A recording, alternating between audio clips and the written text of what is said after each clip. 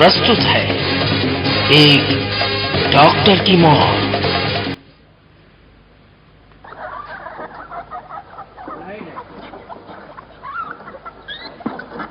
बस अब मैं तुम्हें सुला कुछ देर और तुम सो जाओ। नहीं छटपटाओ नहीं, बस अब तुम्हें नींद नहीं। बस कुछ देर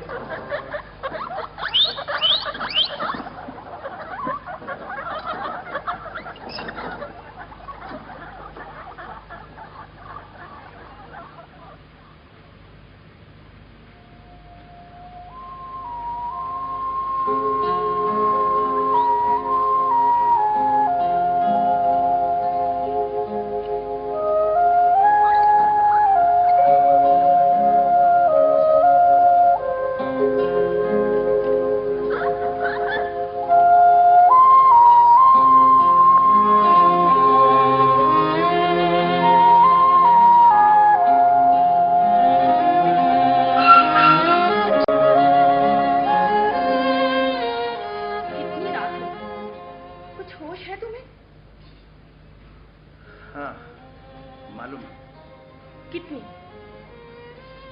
पता नहीं। तो फिर हाँ क्यों कहा था?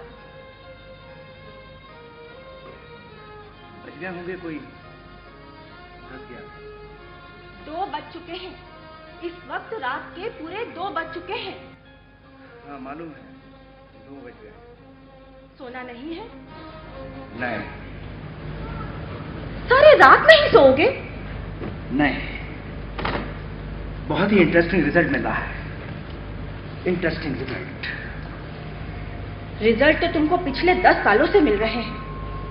रोज सुनती हूँ तुम्हारे इंटरेस्टिंग रिजल्ट्स। कोई नई इजाद, बट एट ऑल नथिंग, क्योंकि थोड़ी देर बाद तुम खुद ही कह दोगे कोई नया सवाल उठ खड़ा हुआ है।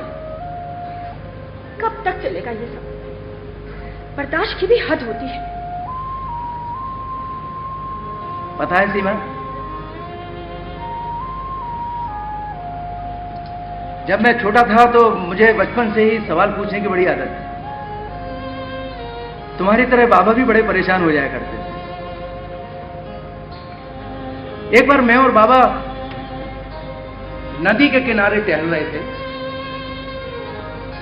तो मैंने बाबा से पूछा, बाबा ये जो नदी होती है वो उत्तर से दक्षिण की तरफ क्यों बहती है? बाबा बोले, वो इसलिए बेटे कि उत्तर में पहाड़ होते हैं, ऊंचाई होती है, और दक्षिण में नीचाई होती है, समुद्र रेती। मैंने कहा, बाबा नदी को दक्षिण से उत्तर की तरफ नहीं बहाया जा सकता? तो बोले नहीं। मैंने कहा कि बीचों बीच बांध क्यों नहीं बांध देते? तो तुम्हारे पिताजी ने कहा ऐसा करने से पानी का प्रेशर बढ़ जाएगा और बांध टूट जाएगा। फिर तुम पूछते कि घास हरी क्यों होती है, फूल पत्ते हरे पीले क्यों होते हैं, और तुम्हारे पिताजी कहते, बेटा मेरे पास तेरे इन सवालों का कोई जवाब नहीं है, तू जा और जाकर अपने टीचर से पूछ। और हाँ, आखिर में तुम्हारे पिताजी ये भी जोड़ देते, you are a very precocious child. तुम्हें तो सब कुछ याद है। हजारों बार सुन चुकी हूँ, याद तो होगा ही ना। चलो ना, अब सोने चलो। नहीं, बहुत ही इंटरेस्टिंग रिजल्ट मिल रहा है। Interesting result. सारी रात जागते रहोगे, फिर सुबह 8 बजे हॉस्पिटल जाना है ड्यूटी पर। मालूम है।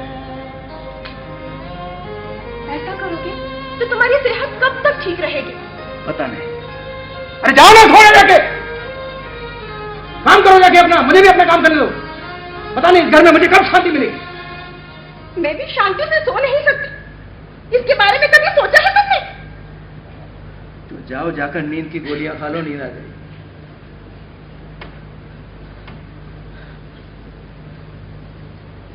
पागल, मैडमैन, पता नहीं क्या देखा था मैंने इसमें। रूड, सेल्फिश, इनकंसिडरेट, खुदगर्ज। कसूर मेरा ही है, हाँ, जो इसमें शादी की मैंने।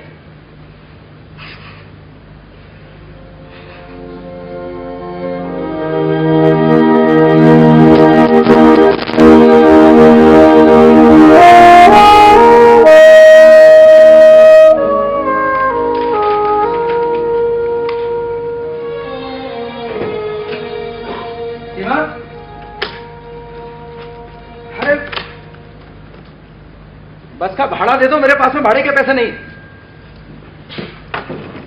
सीमा। हाँ।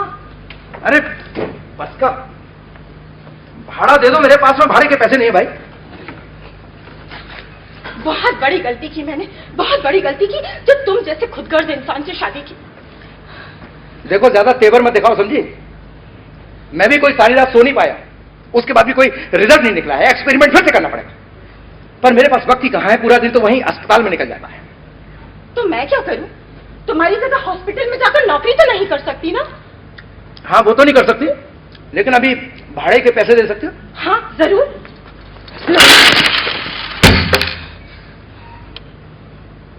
अरे ये क्या, मुझे इतने पैसे की जरूरत थोड़ी, मुझे तो बस 5 रुपए चाहिए ट्राम के लिए। 5 रुपए?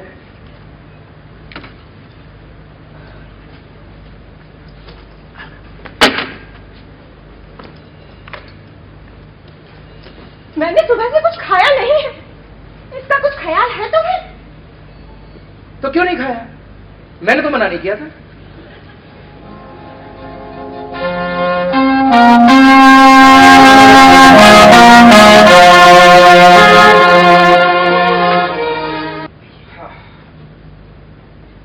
हाँ कंपाउंडर। सर ये एक नया पेशेंट है। मैंने कहा सर को आने में देर हो जाएगी, तो कहने लगा कि चाहे कितनी ही देर क्यों ना हो जाए, पर दिखाऊंगा तो सिर्फ डॉक्टर दीपांकर को ही। क्या हुआ है? कुछ भी अच्छा नहीं लगता डॉक्टर साहब, पता नहीं मुझे क्या हो गया है। देखिए, एक तो आप लोग जरा जरा सी बात में अस्पताल में आ जाते हैं। क्या जरूरत है अस्पताल में आने की? पीठ दिखाइए।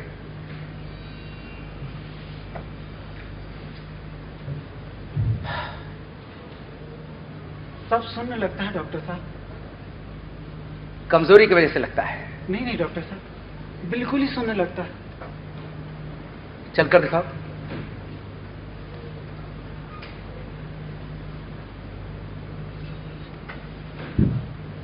वापस आ जाओ। कंपाउंडर। जी सर।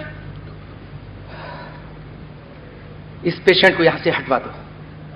घर भिजवा दूं सर? नहीं, घर में उसके लिए जगह नहीं मिलेगी। क्यों सर? उसका पेरिफेरल नर्व इफेक्ट हुआ है, leprosy. Oh my God, leprosy sir? Compounder होकर घबरा गए। घर वाले तो इसे घुसने भी नहीं देंगे। एक काम करो, अथॉरिटी से कहकर इसे लेप्रेसी सेंटर भेज दो। जी सर। जाओ।